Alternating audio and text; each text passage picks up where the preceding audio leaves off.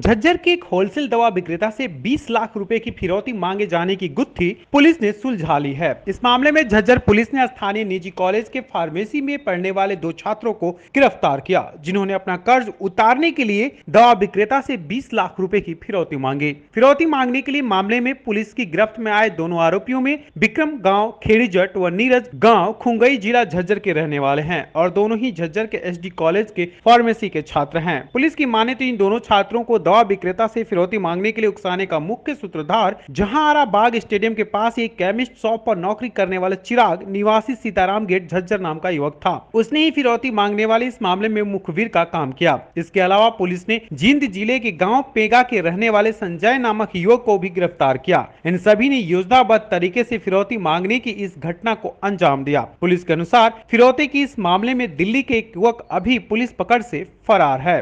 4/8 को मुकेश पोपली जो मेडिकल का दुकान चलाता है, उसको एक धमकी आई थी उसके लैंडलाइन पर, जिस पर हमने उसकी तफ्तीश शुरू की। तफ्तीश के दौरान पाया गया कि जो विक्रम नाम का लड़का है, ये एक है गांव खेड़ी खास का, इसने और नीरज ने, इन्होंने, नीरज है ये खुंगाई का, इन्होंने इसको धमकी देनी पाएगी और इसको धमकी देनी पाएगी। ये एसडी कॉलेज में पढ़ते हैं।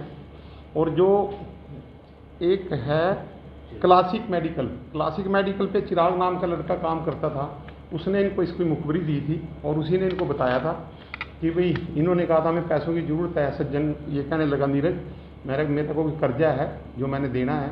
तो इसने कहा भाई, ये जो है, ये जो पोपली है, ये होलसेलर है, ये पैसे दे सकता है, ड्रोको किस्म का आदमी है। इस पर इन्होंने इसको धमकी दी। तफ्तीश हुई, तफ्तीश के दौरान ये बात के सामने की धमकी देने विक्रम और सज्जन का हाथ है और चिराग ने इसकी मुखबिरी करी थी। और सज्जन है जो दिल्ली का, उसने इनको सिम प्रोवाइड किया था। तफ्तीश के दौरान ये सारा खुलासा हो चुका है, मोबाइल भी बरामद हो चुका है और ये सारे पकड़े जा चुके हैं। चिराग अभी बचा हुआ है जो इसने धमकी दी थी, उसको हम जल्दी गिरफ्तार कर लेंगे। किसी ग्रोह का भी हाथ है? नहीं, किसी ग्रोह का हाथ नहीं है। इनकी ना कोई ऐसी कोई बैक हिस्ट्री है कि इनके खिलाफ कोई मुकदमा दर्ज है किसी भी तरह का। सर, पुलिस लगातार 2 मोर्चों पर लड़ रही है। एक तरफ कोरोना में पुलिस लगी हुई है, सर, दूसरी तरफ अपराधियों को लेकर लड़ी हुई है।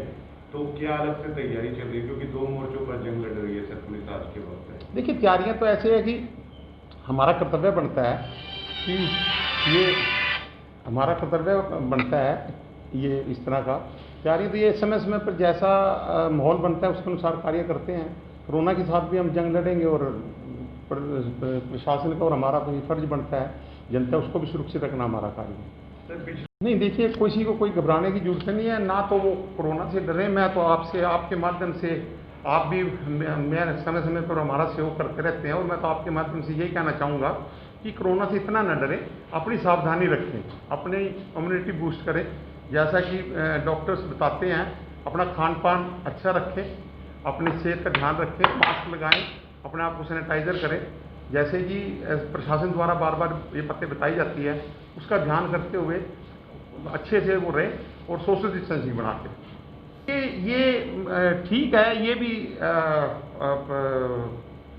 ये धमकी दी गई थी, लेकिन ये धमकी किसी गिरोह ने नहीं दी। और व्यापारियों को मैं यही कहूँ, उनको डरने की जरूरत नहीं है। अगर जो कोई वारदात हुई है, पहले भी जैसे इनका कहना था, वो भी हमने ट्रेस कर ली थी और ये भी ट्रेस कर ली है। क्योंकि वारदात तो होती रहती है, लेकिन साथ ही साथ ट्रेसिंग भी पूरी चल रही है। व्यापारियों को इससे डरने की जरूरत नहीं है। मैं तो उनसे यही अपील करूँगा कि जब भी कोई इस तरह की बात आए, हमें सच्चाई बता दें, ताकि सच्चाई हमें बाद में, कई बार पिछले केस में जैसे कि आपको पता ही है, पूर्ण रूप से सच्चाई नहीं बताई गई थी, उसमें थोड़ा टाइम लग गया था। इसमें टाइम से सच्चाई बता दी तो हमने इसको ट्रेस आउट किया। गिरफ्तार जो हुए हैं उनसे कोई पूछताछ में कुछ और भी मामले? नहीं, और कुछ नहीं है, इनके खिलाफ कोई मामला दर्ज नहीं है, ऐसा कुछ नहीं।